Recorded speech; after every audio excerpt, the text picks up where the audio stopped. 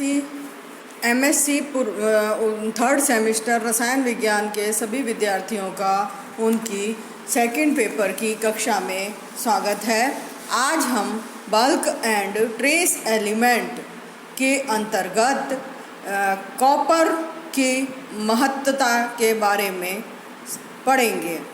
Bulk and trace element हम non essential and essential element के अंतर्गत पढ़ रहे हैं। कॉपर आप सभी जानते हैं, जैसा कि हमने आपको पहले बताया, कॉपर आयरन और जिंक के बाद तीसरे नंबर का सबसे महत्वपूर्ण तत्व है, जो कि हमारे बॉडी के लिए या ह्यूमन बॉडी के लिए सबसे ज़्यादा महत्वपूर्ण है। इसकी रिक्वायरमेंट बॉडी के अंदर एडल्ट में 100 to 150 मिलीग्राम आवश्यकता है। 2 से 12 साल के बच्चे के लिए ये 900 से 11 माइक्रोग्राम आवश्यकता होती है। 900 से 11 माइक्रोग्राम की आवश्यकता होती है। यदि और छोटा बच्चा है, 10 किलो का, 10 किलोग्राम चिल्ड्रन है, तो उसके लिए ये 2.5 to 5 मिलीग्राम पर डे की आवश्यकता होती है। यानी सबसे छोटे बच्चे को ज़रूरत होती है और बड़ों को ज़रूरत होती है, और बीच का कुछ समय ऐसा होता है जबकि बच्चों को इसकी आवश्यकता कम होती है, कंपैरेटिवली कम होती है। तो इस तरह से एक कॉमन एडल्ट के लिए 100 to 150 मिलीग्राम कॉपर की आवश्यकता होती है, और ये 100 to 150 मिलीग्राम कॉपर का डिस्ट्रीब्यूशन बॉडी के अलग अलग पार्ट में 4 तरह से होता है। मसल्स के अंदर कॉपर की रिक्वायरमेंट 65 मिलीग्राम होती है। बोन या हड्डियों के अंदर इसकी रिक्वायरमेंट 23 मिलीग्राम होती है। लीवर के अंदर 18 मिलीग्राम होती है, और ब्रेन में कुछ माइक्रोग्राम की आवश्यकता होती है। अब हम देखते हैं कॉपर का अवशोषण कहाँ पर होता है। कॉपर का अवशोषण ड्यूडेनियम में होता है, और जितना हम खाते हैं उसका लगभग 30% से 32%, यानी 30 to 32% of diet is absorbed. Duodenum में इसका एब्जॉर्प्शन होता है, और कुछ हैवी एलिमेंट्स जैसे कैडमियम, सिल्वर या मरकरी और एस्कॉर्बिक एसिड इसके अवशोषण को कम करने का कार्य करते हैं। तो कैडमियम, सिल्वर और मरकरी, एस्कॉर्बिक एसिड इसके अवशोषण को कम करने का काम करते हैं। कॉपर हमारे शरीर के अंदर उपस्थित होने वाला बहुत ही महत्वपूर्ण तत्व है, और बहुत सारे एंजाइम और कंपाउंड शरीर के अंदर कॉपर के बने हुए होते हैं, जिनकी की एक लंबी लिस्ट आपको स्क्रीन पे दिखाई दे रही है, जैसे cytochrome oxidase, catalase tyrosinase, monoamine oxidase, ascorbic oxidase, urease, erythrocuprein, cerebrocuprein, azurin, dopamine, plastocyanin, stellacyanin, galactose oxidase, amine oxidase, haemocyanin, tyrosinase, superoxide dismutase, cytochrome C oxidase.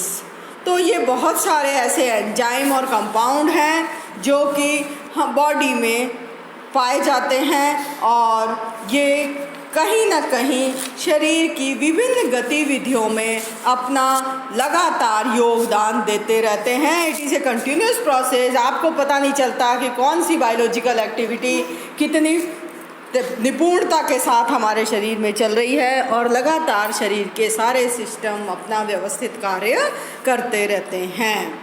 इसके बाद आता है आपका कॉपर में फंक्शन, या कॉपर के क्या क्या कार्य होते हैं।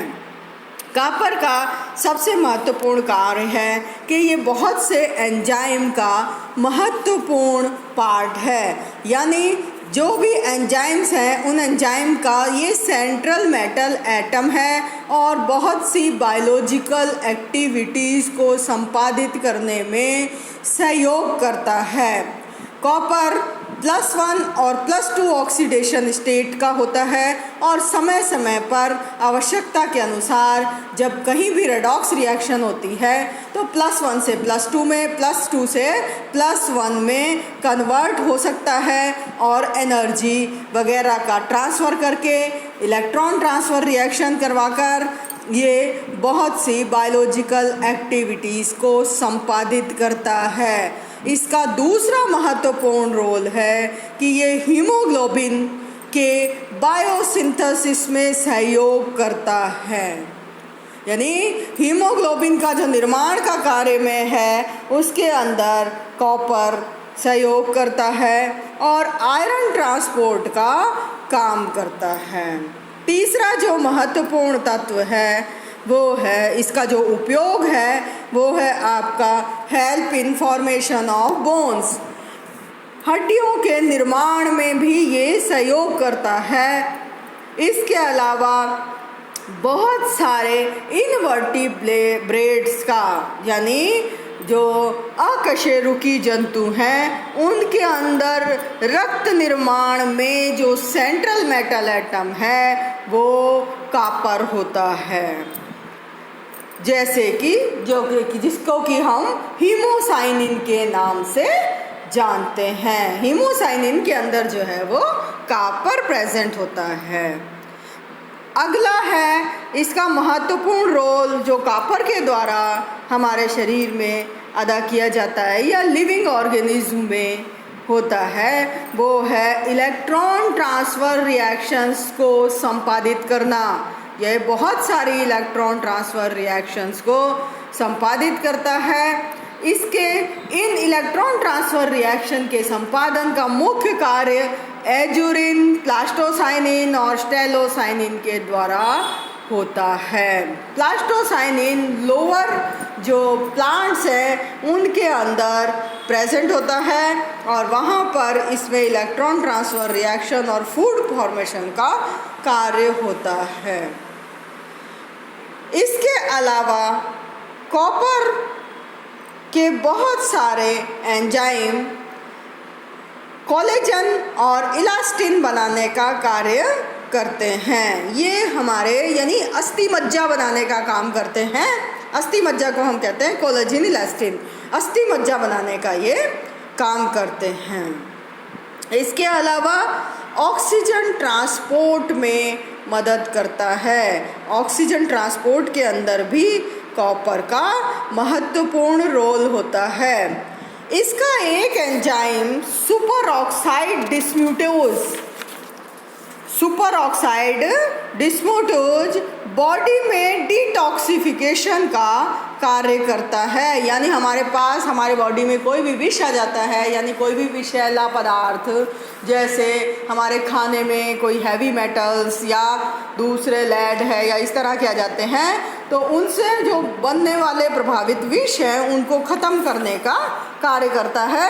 इसलिए सुपर ऑक्साइड डिस्म्यूटेज भी बहुत ही महत्वपूर्ण है। कॉपर के डेफिशिएंसी से या अधिकता से होने वाली बहुत सारी डिजीज़ हैं, बहुत सारी जो बीमारियां हैं वो कॉपर की कमी से होती हैं। लो कॉपर डाइट एनीमिया, सबसे पहला जो महत्वपूर्ण है वो है लो कॉपर डाइट एनीमिया। इसको ये नाम इसलिए दिया क्योंकि आयरन की कमी से भी एनीमिया होता है और कॉपर की कमी से भी एनीमिया होता है। तो जब कॉपर की कमी से एनीमिया होगा तो उसको हम लो कॉपर डाइट एनीमिया कहेंगे। यदि आयरन की कमी से होगा तो लो आयरन डाइट एनीमिया के नाम से पुकारते हैं। हेयर फॉलिंग, बालों का झड़ना, वो भी कॉपर की कमी से होता है। इसके अलावा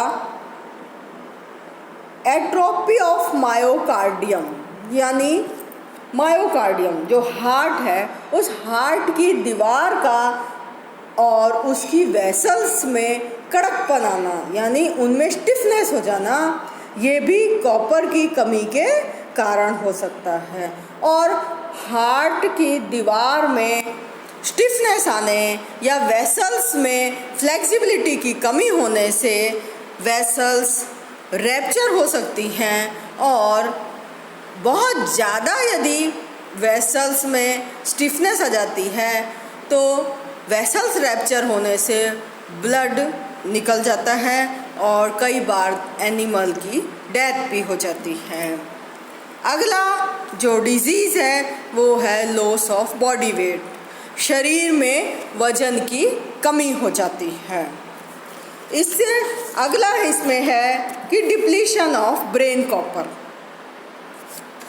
यदि ब्रेन में जो पाई जाने वाली माइक्रोग्राम की मात्रा है जो हमने बताई वो बहुत ही महत्वपूर्ण है, उसको आप अवॉइड नहीं कर सकते। आप सोचो कि माइक्रोग्राम में आवश्यकता है तो ना हो तो भी चल जाए, परंतु नहीं होता है। कॉपर और जिंक दोनों ही महत्वपूर्ण हैं, इसलिए यदि कॉपर की कमी हो जाती है तो भी नॉन कोऑर्डिनेट मूवमेंट्स हो जाते हैं, डीमाइलेशन ऑफ नर्व्स हो जाता है एनिमल्स में, और व्यक्ति बहुत कमज़ोर होने लग जाता है, लड़खड़ाता है चलते हुए, और इस तरह से नर्वस सिस्टम में स्ट्रेंथ में कमी हो जाती है। अगला जो है वो एक जनरल वीकनेस जिसे हम कहते हैं, उसे एनीमिया या वीकनेस कहते हैं। तो इस तरह से कॉपर की कमी से हमारे शरीर में बहुत सारी जो है वो एनिमल की बॉडी में बहुत सारी डिजीज़ या बहुत सारी बीमारियां हो जाती हैं, और इसलिए 3 एलिमेंट बॉडी में हमेशा महत्वपूर्ण है, आयरन, कॉपर और जिंक। अब हम एक और एलिमेंट के बारे में बात करेंगे जिसका कि नाम है वेनेडियम।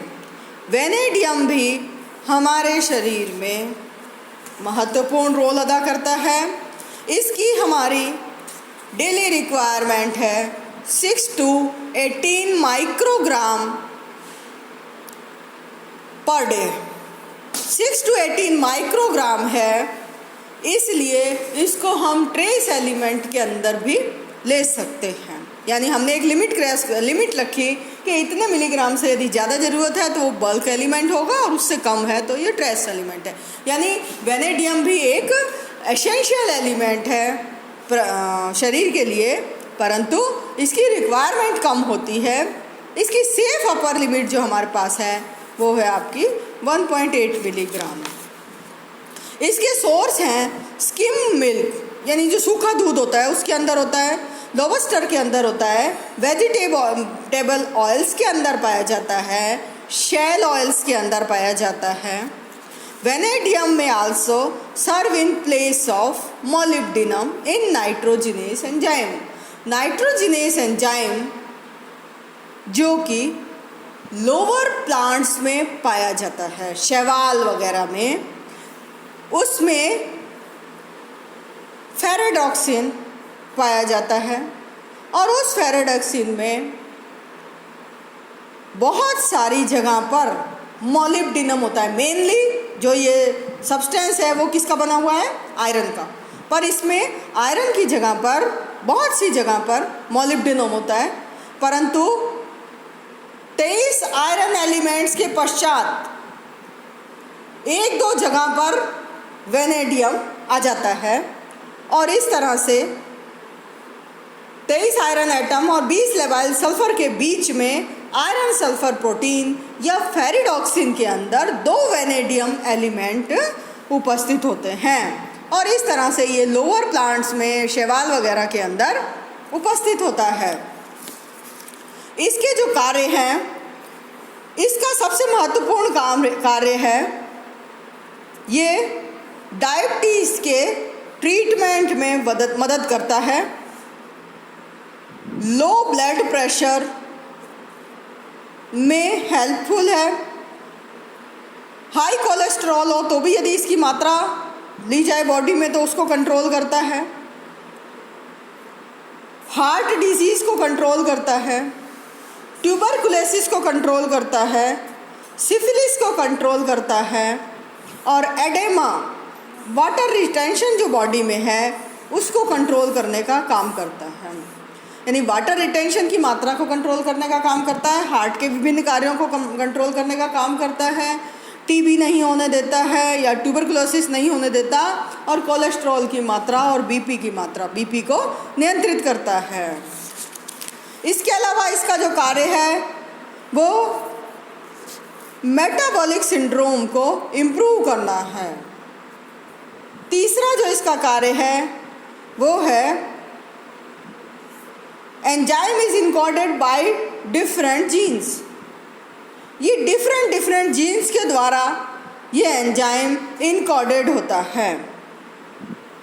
इसकी हमारे शरीर में अधिकता भी नुकसानदेह होती है।